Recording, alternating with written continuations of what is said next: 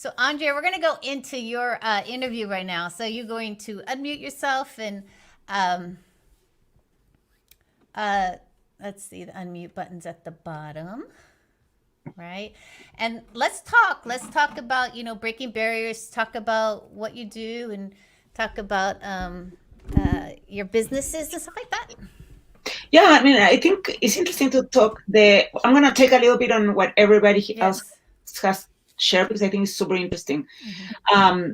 So the Unstoppable You, I think I come from in the theme of Unstoppable You, I come from the fact of that I was raised as a Latina in Latin America, in a very chauvinistic society where actually I had to basically be less, I was, I think, trained to be a geisha.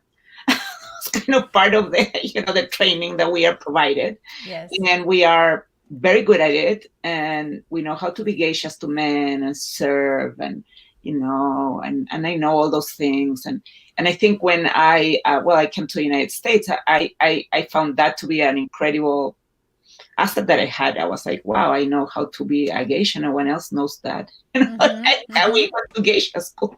Anyway, which is not necessarily good because it also took me to being super subservient with men, like whatever. My Unstoppable Me was about becoming less of that and more of a, empowered woman and breaking barriers and being visible and bringing Latinas and that was kind of my thing. And I think, but again, to Dominique's point, it's a business. So you have all these things that you like using a business as a proxy for your personal growth when really like a business is a business. And so that's where I think got confusing for me from when my first business was about becoming visible as a Latina, breaking all these barriers. So it was a personal quest and not a business. And so I think it was very confusing, very frustrating. I had been a lawyer before and I quit my job. And I did have funding and I did have funds available. And that's why I was able to take that leap. Mm-hmm. And I was better than many other women in my situation where I could do whatever I wanted. But then, of course, like for a period of time, right? So I think all the things that you have said and resonates so much for me. Sorry, I'm putting it all together, but I think it has been incredibly important to debrief. So one of the things I would say that are important in this whole conversation of who I am and money and relationships is that I grew up in a family in Chile, Jewish parents. My mother was an immigrant and my father was the second generation. And it was a rich family for the time in Chile, wealthy, wealthy. I think my parents were considered wealthy, for the time, especially my father. And he then died very young when I was 40. He was 48 and I was 18. And my whole life was about getting his attention. And then I went to law school to prove him that I was like a smart. All these things I did were for him. And then when he died, I kind of like lost all purpose in my life. There was no real purpose for me. And then I was supposed to be married and I didn't like any of the options. I mean, not that I didn't like them, but I couldn't do it. I had good options lined up for marriage, in Chile. And I decided to instead take this, go to study in the US and invent another path that was not available for women at my time at that. And I left and I never came back. But I think that my relationship with money, because I came from a family with money, where money was always an issue of discord and power and control, where money was, we had it, but it was like the thing, right? And then because I, I decided to, I think the whole thing I think I have come to this relationship with money. I think that is very interesting because I had it. So I'm not the person that didn't have it and and there was nothing wrong with it. And it was but it was almost too good. Not good. It was money was too revered. It was too loved. It was too important. It was all. Money was all, and material things. And so I think I come from that. I reneged that for a long, long time, that I was like, money's not that important. Money's not that's not. And now I'm coming back to a relationship with money, which is very interesting. So I think that it doesn't mean this relationship with money that we're all in this, I think as entrepreneurs is the biggest part of our journey, I feel. And I think it's just not, however you want to call it, like, that's, I think when you master that at the end of the day, I think if you master the relationship with money, which is your relationship with your parents and the beliefs in your household, the beliefs in what was expected for you, is all like encompasses all the expectations and the beliefs. But I think because I grew up with some money, because I had this like privilege, my mother was very elegant and she always spent a lot of money in clothing and beautiful things. I think I attract a lot of times more because I do love beauty. So because I put beauty first, it's like almost like a luxury, right? Like it's like, oh, she must have so much money because she's like, beauty is so important to her. But no, it's part of like how I grew up. And sometimes I don't have money, I haven't had money, and I have put beauty as the first thing. So right. I don't know, I digressed. It's okay. I'm thinking, because as you're speaking, and there are questions here about, finding passion, and like, many of us, many people often put like they want to create a business with passion or purpose. And so how, talk about passion and purpose in business, like talk about that, because being a lawyer in that might not have fit you. Totally, 100%. So I think that for me, being a lawyer the passion was my father, right? The passion there. And that's why I understand I became a lawyer. So I had to like prove my father I could work for his business and I would help him grow it. And that was my passion. So when he died, I had no passion, but I was still in this law school journey. And so then I came to the US and I had to escape Chile, and law school was the easiest way. So I came and did my master at Harvard. So it was like, not like, so it was like, okay, check. So I could not escape being a lawyer again because I got into Harvard. I had to keep going. So I had to keep going. So when I landed here, I said, but I won't be a lawyer. I'll do something else. And I got myself another job in Washington, D.C. as an associate director of the Center for the Advancement of Hispanics in Science and Engineering Education, where we would bring, mentors that were computer science kids, Latinos, to teach middle school, Washington, D.C., inner children, inner Latinos. And it was great. I mean, the mission, I loved it all. I was making zero money. And I saw all the other people in my classmates from Harvard going to trips, going to dinner. And I was making $35,000 a year, like in a horrible place in Washington, D.C. I said, you know what? I can't stay in this country like this. So I'll have to take the bar. So I took the bar and I got a job in New York working in a huge law firm. And it was so ego rewarding, the situation of how much money I was making, and compared to the other Chileans, and no one got a job like this. So that ego thing took me for like 7 years more of work in Washington, New York. And I started having dreams though, and like killing the lawyer, because I knew my life had no passion. So I knew I was like sort of like in this race or in this walk in life that had no purpose whatsoever. Because my only purpose had been to prove out the other people, the men in Chile, that I could do this, that they couldn't do it, and I had done it. And that was my only purpose, and it had been fulfilled. And I was like, I have no purpose. So I was dying. So people were asking me, what do you do? And I would say, I'm a lawyer, but I hate it. I always felt such a failure. I felt and people couldn't understand. But you're like, but you went to Harvard, you're a lawyer, and you're not a failure. I'm like, yes, I'm a failure because I don't do what I love, what I'm good at. And I know that I have a huge creative part of my life that is dormant, and like I have killed it for years. Yeah. So I was in therapy for 3 years until I was able to allow myself to live a life with passion, like where my job, where my work. Basically, this is the thing. The feeling was I could live my life like this, coasting, because I was pretty good at coasting, and I would like make money, and I would like get the money that I would get paid and make investments. So I was good at that. I could have continued like that. Like, actually, it wouldn't be a bad choice. Like if I could have like continue making money and like use it for investments and real estate as I was doing already. Instead, I said, like, I can't do this. I need to take the risk, not get the income. And I had a couple of years saved, though, when I did that. I had 2 years of saved money.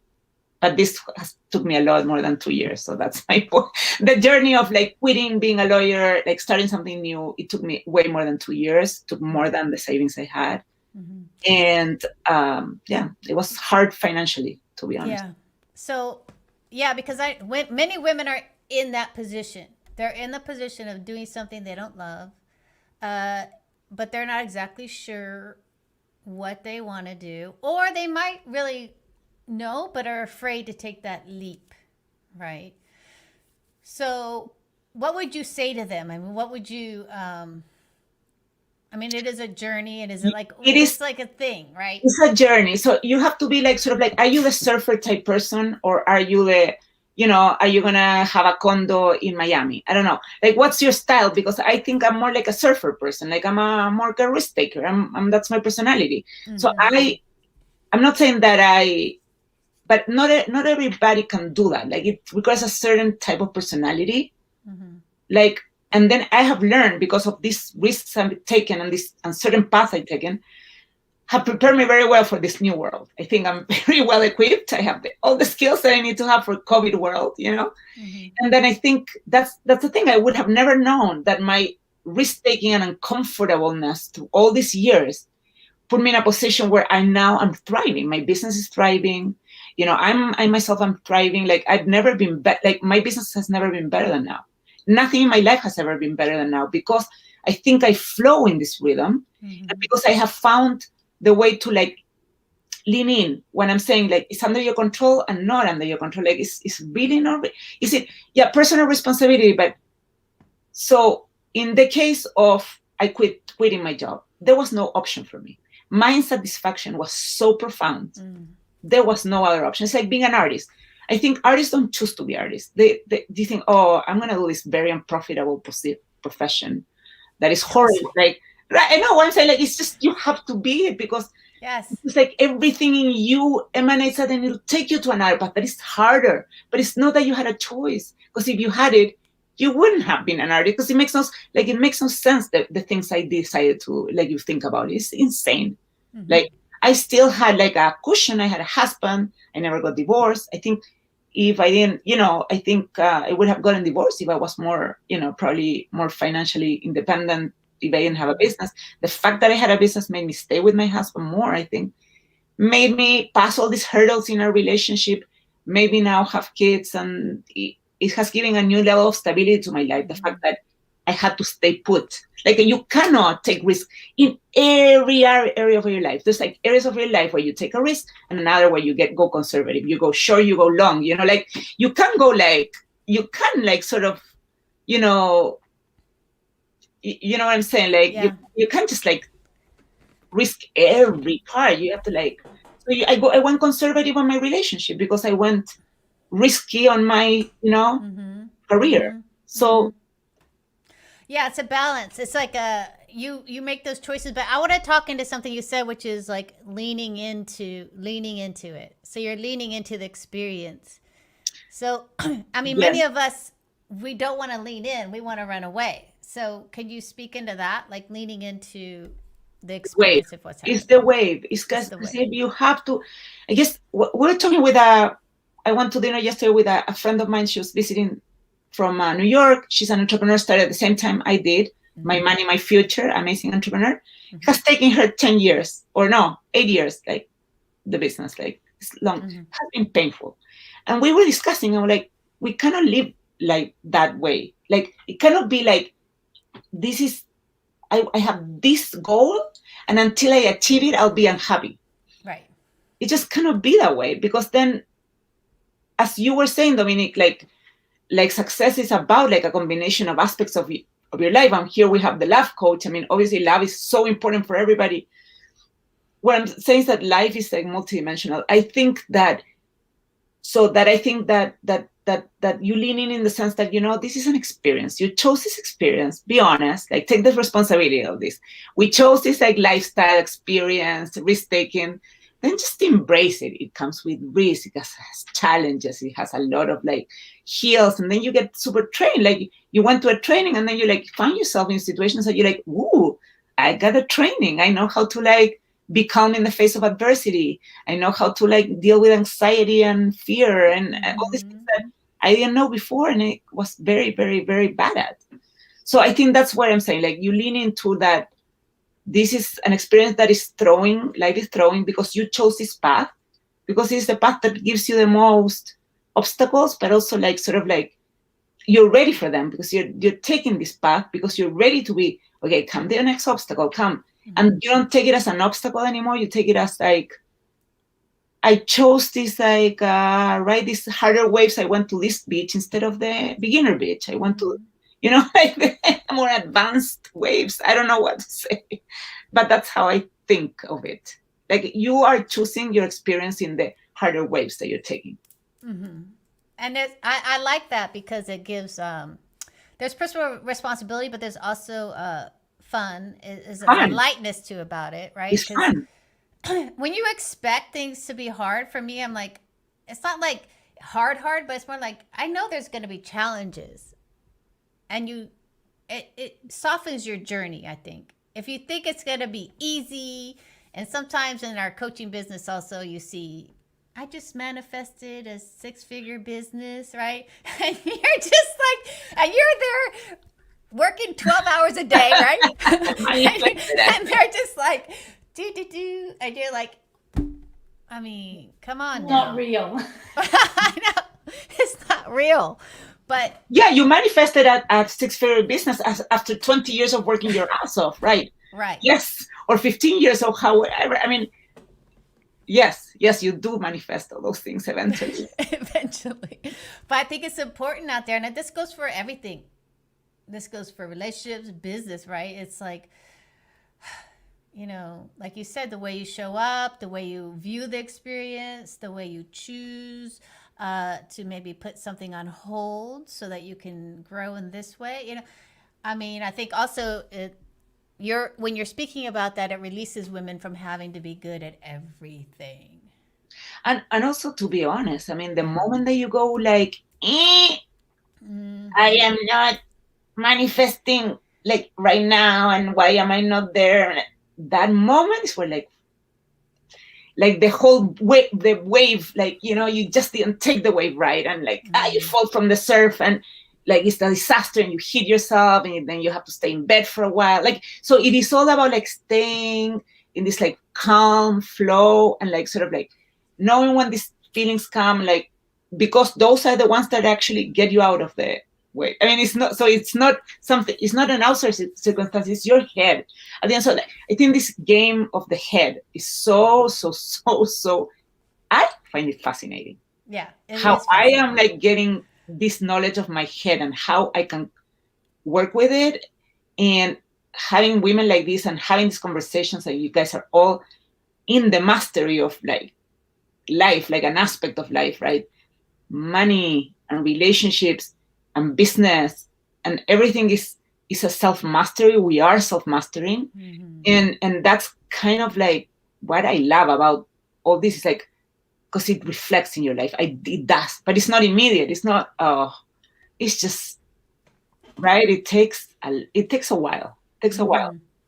And I want you to speak into about community, because I know you have a big community. And so how does community help us? Like, tell us, like, because I always say you can't do it alone. If you're going to be the lone wolf, it's a very painful place to be. Yeah, I mean, super great question. I love it. I've always created communities. So my first business was a community of Latinas and Latinos called Be Visible. My second business, Wall Breakers, is a community of underrepresented software engineers.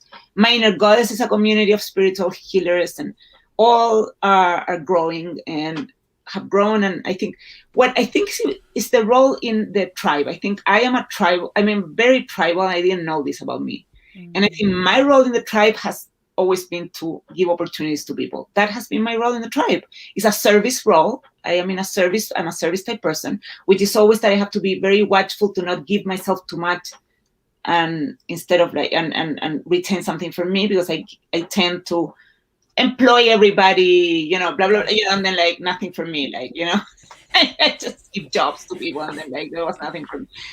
Things like that happened to me. But so I think that so that's part of the community, because I do think that is my job as a leader. I feel a leader because I've been given a ton of privileges in life: education, family, a lot of love. I've been given a lot of things by life. And so I feel it's my role and my responsibility in the tribe to share, right? To share and to bring people together, to open them up to opportunities. That's what Breakers, that was Be Visible, is always like giving people the opportunities.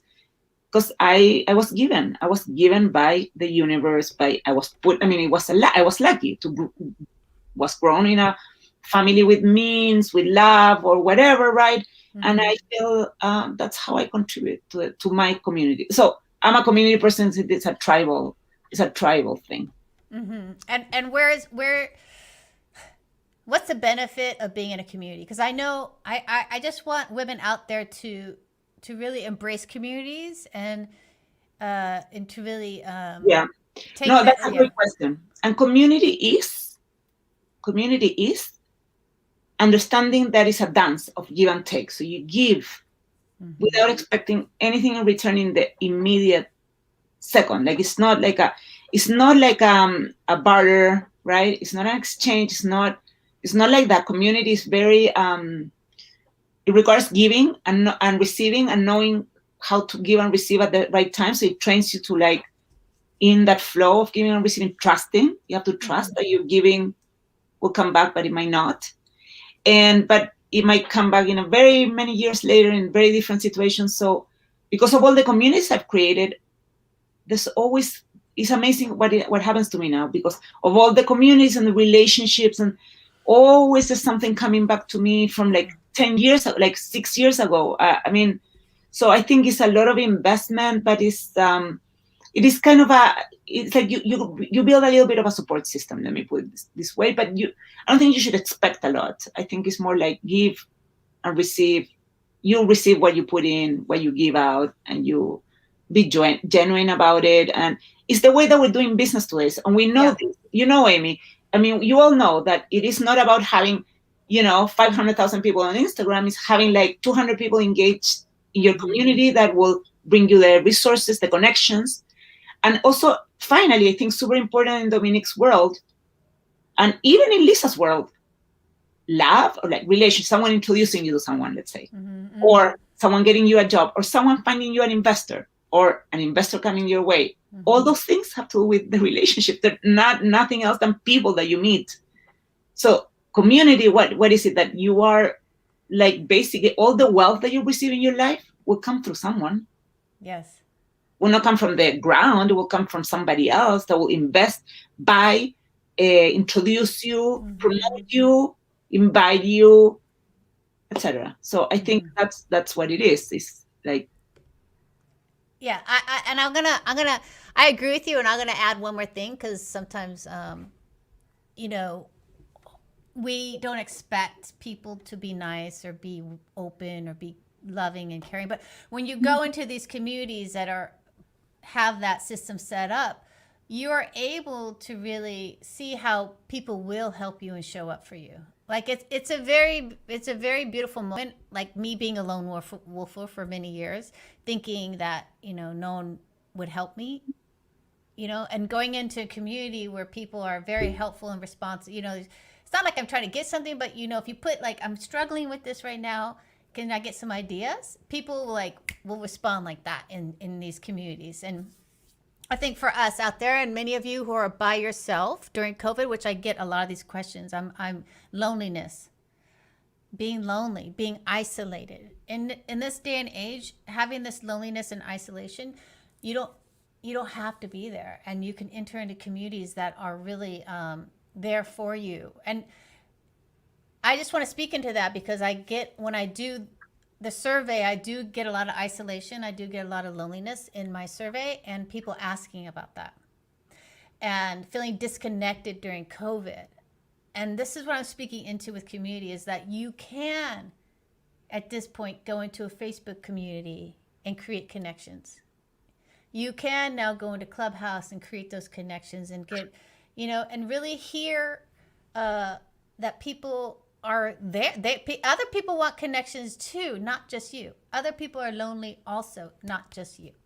So that when you and it's vulnerable, but when you put yourself in a community, and life becomes a lot easier. That's what I have found. in just speaking to you guys out there who have responded that you are feeling isolation and loneliness, that there's there's tons of communities out there, and to join the community, and to really not let that hold you back, feeling isolated and lonely, especially in relationships, business, and anything, right? And with that, we hit the end of our discussion, but I wanted to kind of go into that because there are a lot of people struggling with that right now out there. So thank you, Andrea, for all of that, because I think that what you brought to community, all those points and aspects, was really beautiful.